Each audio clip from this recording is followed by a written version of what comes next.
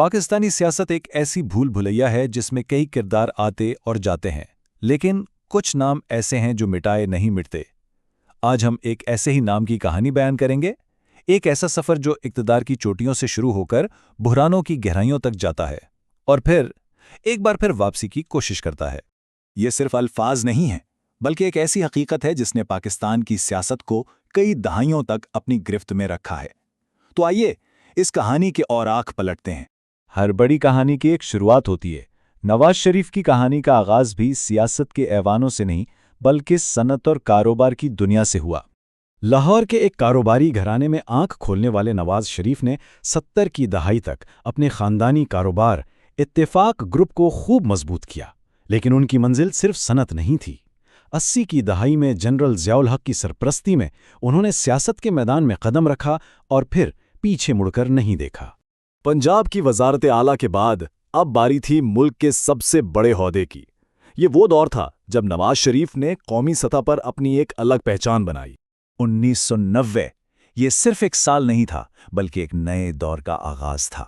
نواز شریف پہلی بار پاکستان کے وزیر اعظم بنے اور اقتدار کی بساط پر ایک نیا کھلاڑی آ چکا تھا۔ ان کا پہلا دور صرف سیاست کا نہیں بلکہ تعمیرات کا دور بھی کہلاتا ہے۔ لاہور اسلام آباد موٹر وے جیسے میگا پروجیکٹ شروع ہوئے، جبکہ معیشت کو نئے راستوں پر ڈالنے کے لیے نجکاری جیسے پروگرامز کا بھی آغاز ہوا۔ پھر آیا 1998 جب پوری دنیا پاکستان پر دباؤ ڈال رہی تھی۔ نواز شریف نے ایک ایسا فیصلہ کیا جس نے سب کو حیران کر دیا۔ ایٹمی دھماکوں نے پاکستان کو دنیا کی ایٹمی طاقتوں کی صف میں تو لا کھڑا کیا، لیکن یہ ان کے سیاسی کیریئر کا شاید سب سے بڑا اور مشکل فیصلہ بھی تھا۔ اقتدار کی بلندیوں کو چھونے کے بعد ایک ایسا طوفان آیا جس نے سب کچھ بدل کر رکھ دیا۔ یہ ان کے سیاسی سفر کا سب سے ڈرامائی موڑ تھا۔ اکتوبر 1999 کی ایک رات جب جمہوریت کی بساط ہی الٹ دی گئی، جنرل پرویز مشرف نے ملک میں مارشل لاء نافذ کر دیا اور وزیر اعظم نواز شریف کو گرفتار کر لیا گیا۔ یہ تبدیلی کتنی بڑی تھی، اس کا اندازہ اس سلائیڈ سے لگایا جا سکتا ہے۔ ایک طرف وہ ملک کے وزیر اعظم تھے اور دوسری طرف ایک قیدی جنہیں بعد میں جلاوطنی اختیار کرنا پڑی۔ کئی سال وہ سعودی عرب میں رہے، پاکستان کی سیاست سے بظاہر بہت دور، لیکن جیسا کہ کہا جاتا ہے وہ سیاست سے دور ضرور تھے مگر کبھی بھی مکمل طور پر اس سے باہر نہیں ہوئے۔ ان کی واپسی کی امید ہمیشہ زندہ رہی۔ جلاوطنی کے بعد ان کی سیاست کا دوسرا اور شاید سب سے زیادہ ہنگامہ خیز دور شروع ہوا۔ یہ واپسی اور پھر ایک نئے امتحان کی کہانی ہے۔ 2013 تاریخ نے خود کو دہرایا اور نواز شریف نے تیسری بار وزیر اعظم بن کر ایک نیا ریکارڈ قائم کر دیا۔ یہ ایک ایسی واپسی تھی جس کی مثال پاکستانی سیاست میں کم ہی ملتی ہے، لیکن اس بار اقتدار کا تاج کانٹوں بھرا ثابت ہوا۔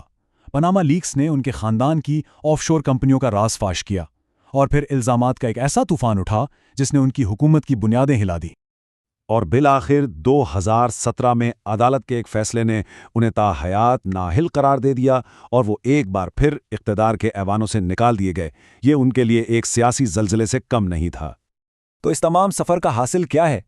نواز شریف کی کہانی صرف انتخابات جیتنے یا ہارنے کی نہیں ہے، بلکہ یہ اس سے کہیں زیادہ گہری ہے۔ ان کی کہانی دراصل اقتدار حاصل کرنے، اسے بحرانوں میں کھو دینے اور پھر واپس پانے کی ایک مسلسل جدوجہد ہے۔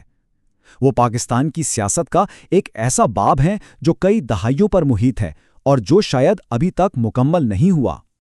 اور یہی وہ سب سے بڑا سوال ہے جو آج بھی سب کے ذہن میں ہے۔ کیا تاریخ خود کو ایک بار پھر دہرائے گی؟ کیا وہ ایک اور سیاسی واپسی کرنے میں کامیاب ہوں گے؟ اس سوال کا جواب تو وقت ہی دے گا اور اس کا حتمی فیصلہ پاکستان کے عوام کے ہاتھ میں ہے۔ نواز شریف کی کہانی ابھی ختم نہیں ہوئی بلکہ ایک نئے اہم موڑ پر کھڑی ہے۔